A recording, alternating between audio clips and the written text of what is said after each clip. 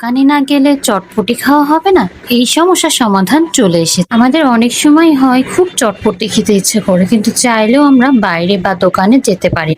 এই সমস্যার সমাধান নিয়ে চলে এসেছি আপনাদের কাছে। দোকানের স্বাদ ঘরেই তৈরি করে নিতে পারবেন খুব সহজে। আসসালামু আলাইকুম। হেসেলের কোলাহলে সবাইকে জানাই আন্তরিক শুভেচ্ছা ও সালাম। আমাদের দেশের ব্যস্ত প্রবাসী ভাই বোনদের জন্য অন্তরের অন্তর থেকে অনেক ভালোবাসা এবং অনেক দোয়া। আমাদের আজকের রেসিপি চটপটি।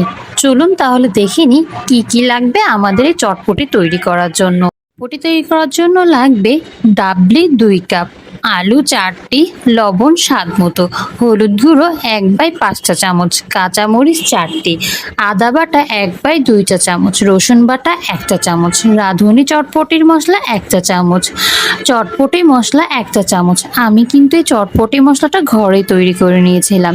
এই চটপটি মশলার রেসিপি আপনারা ডেসক্রিপশন বক্সে পেয়ে যাবেন। নিমকি প্রয়োজন মতো, আর হ্যাঁ, এই নিমকিটাও কিন্তু ঘরে তৈরি করা। এই রেসিপিটাও ডেসক্রিপশন বক্সে পেয়ে যাবেন। তেঁতুলের টক প্রয়োজন মতো, রান্নার তেল প্রয়োজন মতো। চটপটি তৈরি করার জন্য প্রথমেই 2 কাপ ডাবলি সারা রাত ভিজিয়ে রাখবো, তাহলে সিদ্ধ হতে বেশি সময় লাগবে না। সারা রাত ভিজিয়ে রাখা ডাবলি সকালে ভালোভাবে ধুয়ে নিব। 4টা আলু ছিলে ধুয়ে প্রেসার কুকারে দিয়ে লবণ, হলুদ আর কাঁচামরিচ দিয়ে সিদ্ধ করে নিব। পাঁচ শেষে কিন্তু খুব ভালোভাবে ডাবলি আর আলুটা সিদ্ধ হয়ে গেছে। আপনাদের কম বেশি লাগতে পারে, একটু চেক করে নেবেন। যদি দেখেন যে শক্ত আছে, আর 2-1টা শীষ দিয়ে নেবেন। আলু ঠান্ডা হয়ে গেলে ভালোভাবে ম্যাশ করে একটা পাশে রেখে দিব। এবার একটি প্যানে পরিমাণ মতো রান্নার তেল দিয়ে তাতে আদা বাটা, রসুন বাটা দিয়ে আর সামান্য পানি দিয়ে ভালো করে কষিয়ে নিব। কষানো হয়ে গেলে তার ভিতরে ডাবলি সিদ্ধ করাটা দিয়ে দিব, দিয়ে ভালো করে আরও খানিকক্ষণ কষিয়ে নিব।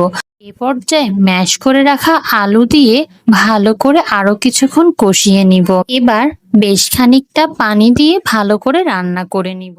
যখন চটপটি রান্নার প্রায় শেষের দিকে, তখন সামান্য লবণ, রাঁধুনি চটপটির মশলার ঘরে তৈরি করা চটপটি মশলা কিছুটা দিয়ে ভালো করে নেড়ে চেড়ে আর একটু ভালো করে ফুটিয়ে নামিয়ে নিব। বাটিতে চটপটি নিয়ে তার উপরে পেঁয়াজ কুচি, মরিচ কুচি, ধনিয়া পাতা কুচি, শসা কুচি, চানাচুর, নিমকি আর উপরে তেঁতুলের টক দিয়ে তো পরিবেশন করুন গরম গরম চটপটি। রেসিপিটি ভালো লাগলে ভিডিওতে একটি লাইক দিয়ে কমেন্ট করে জানাবেন কেমন হয়েছে, এবং এরকম আরও অনেক দারুণ দারুণ খাবারের রেসিপি পাওয়ার জন্য চ্যানেলটি সাবস্ক্রাইব করে পাশে থাকবেন। অসংখ্য ধন্যবাদ।